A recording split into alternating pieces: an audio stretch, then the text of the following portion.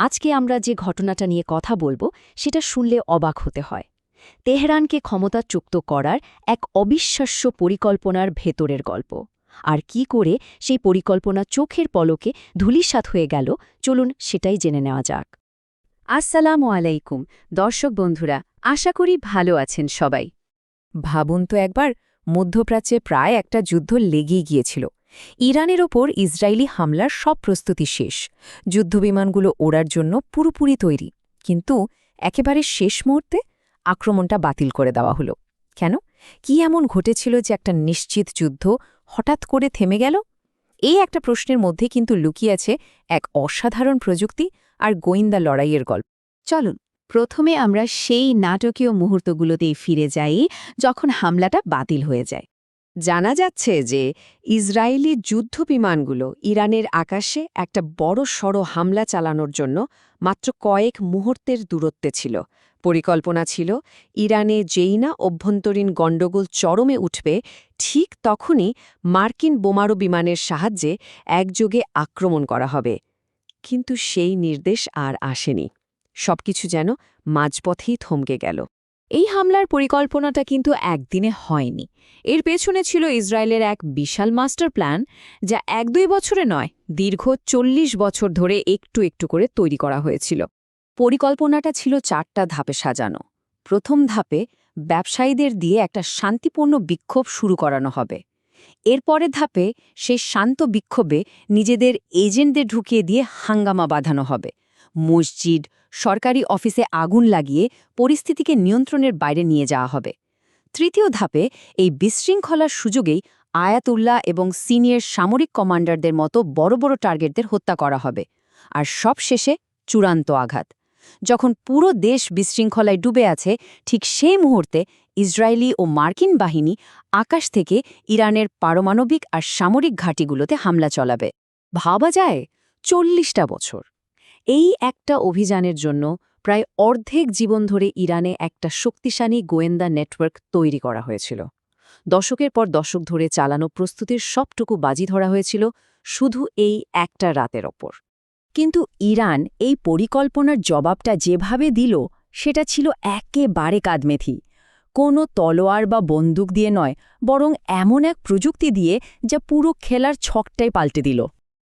তো ইরান কি করল? তাদের প্রথম চালটাই ছিল একদম মোক্ষম। হঠাৎ করেই দেশজুড়ে ইন্টারনেট বন্ধ করে দেওয়া হলো। উদ্দেশ্য ছিল একটাই, মাঠে থাকা হাজার হাজার এজেন্টের মধ্যে যোগাযোগের যে নেটওয়ার্ক, সেটাকে পুরোপুরি ভেঙে দেওয়া। ইন্টারনেট বন্ধ হতেই এজেন্টরা তাদের ব্যাকআপ প্ল্যান কাজে লাগাল। তারা স্যাটেলাইট ভিত্তিক স্টারলিংক ইন্টারনেট ব্যবহার করা শুরু করল। তারা তো ভেবেছিল এই প্রযুক্তি যেহেতু রাষ্ট্রীয় নিয়ন্ত্রণের বাইরে, তাই এটাকে ট্র্যাক করা অসম্ভব। কিন্তু যেটাকে তারা তাদের তুরুপের তাস ভাবছিল, সেটাই যে আসলে ইরানের পাতা একটা ফাঁদ ছিল, তা তারা ঘুণাক্ষরেও টের পায়নি। ইরানের হাতে ছিল এমন এক প্রযুক্তি, যার কথা হয়তো ইসরায়েলি গোয়েন্দারা স্বপ্নেও ভাবেনি। বিভিন্ন সূত্রে শোনা যায়, রাশিয়া থেকে পাওয়া এই কাউন্টার ইন্টেলিজেন্স সিস্টেমটা বিশেষভাবে তৈরিই করা হয়েছিল স্টার্লিং টার্মিনাল খুঁজে বের করতে, তার অবস্থান পিন পয়েন্ট করতে এবং তাকে নিষ্ক্রিয় করে দিতে। তো এটা কাজ করত কিভাবে? দেখুন, এটা স্টারলিংকের সিগন্যাল শনাক্ত করে ব্যবহারকারীর একদম সঠিক অবস্থান বের করে ফেলত। শুধু তাই না, এটা এনক্রিপ্টেড ডেটাও মনিটর করতে পারত। কিন্তু সবচেয়ে ভয়ঙ্কর ক্ষমতাটা ছিল এর কিল সুইচ, মানে দূর থেকে একটা কমান্ড দিয়েই যে কোনো স্টারলিং টার্মিনালকে পুরোপুরি অকেজো করে দেওয়া যেত। আর এর ফলে এজেন্টরা একে অপরের থেকে সম্পূর্ণ বিচ্ছিন্ন আর অরক্ষিত হয়ে পড়ে। আর এই প্রযুক্তিকে কাজে লাগিয়েই ইরান তাদের ইতিহাসের অন্যতম সফল একটা কাউন্টার ইন্টেলিজেন্স অভিযান চালায়, যা পুরো গুপ্তচর নেটওয়ার্কটাকেই গুড়িয়ে দেয়। ইরানের পাল্টা অভিযানটা ছিল অবিশ্বাস্য রকমের দ্রুত। প্রথম দিনেই তারা স্টারলিং সিগন্যাল ধরে নেটওয়ার্কের মাথাদের ট্র্যাক করা শুরু করে। দ্বিতীয় দিনে ইরানি গোয়েন্দারা বিক্ষোভকারীদের ভিড়ে মিশে গিয়ে এজেন্টদের চিহ্নিত করতে থাকে। আর তৃতীয় দিনেই এলো সেই চূড়ান্ত আঘাত। দেশজুড়ে কিল সুইচ চালু করে সব স্টারলিং টার্মিনাল বন্ধ করে দেওয়া হলো, আর শুরু হলো গণহারে গ্রেপ্তার। চতুর্থ দিনে তো সব আশাই শেষ, যখন ইসরায়েলের পাঠানো সফটওয়্যার আপগ্রেডও ব্লক করে দেওয়া হলো। পরিস্থিতিটা কতটা ভয়াবহ ছিল তা একটা বিশ্লেষণই পরিষ্কার হয়ে যায়। বলা হচ্ছে মাত্র কয়েক দিনের ব্যবধানে ইরানে ইসরায়েলের ৪০ বছরের গোয়েন্দা কার্যক্রম সম্পূর্ণরূপে ধ্বংস হয়ে যায়। আচ্ছা, এই বিশাল ব্যর্থতার পর কি হলো? এর প্রভাবগুলোই বা কি হতে পারে? চলুন এবার সেদিকে একটু নজর দেওয়া যাক। এর ফলাফলগুলো কিন্তু অনেক গভীর। প্রথমত, ইরানে ইসরায়েলের যে বিশাল গোয়েন্দা নেটওয়ার্ক ছিল সেটা প্রায় নিশ্চিহ্ন হয়ে গেছে। দ্বিতীয়ত, যা আরও মারাত্মক, আটক হওয়া অনেক এজেন্টকে নাকি ডাবল এজেন্ট বানানো হয়েছে, যারা এখন ইসরায়েলকে ভুল তথ্য দিচ্ছে।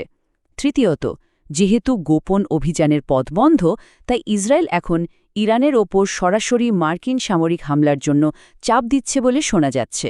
আর সবশেষে এই ঘটনাটা দেখিয়ে দিল যে ইরানের প্রযুক্তিগত সক্ষমতাকে অনেকেই হয়তো আন্ডার এস্টিমেটেড করেছিল। এখন তাই সবচেয়ে বড় প্রশ্নটা হলো, এই বিশাল গোয়েন্দা নেটওয়ার্ক ধ্বংসের পর ইসরায়েল আর ইরানের মধ্যে যে দীর্ঘ ছায়াযুদ্ধ চলছে তার পরের অধ্যায়টা কিভাবে লেখা হবে?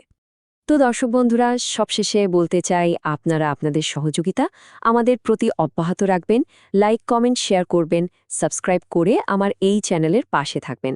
আপনাদের সবার সুস্থতা কামনা করি। আসুন বাংলাদেশকে আমরা ভালোবাসি। আল্লাহ হাফেজ।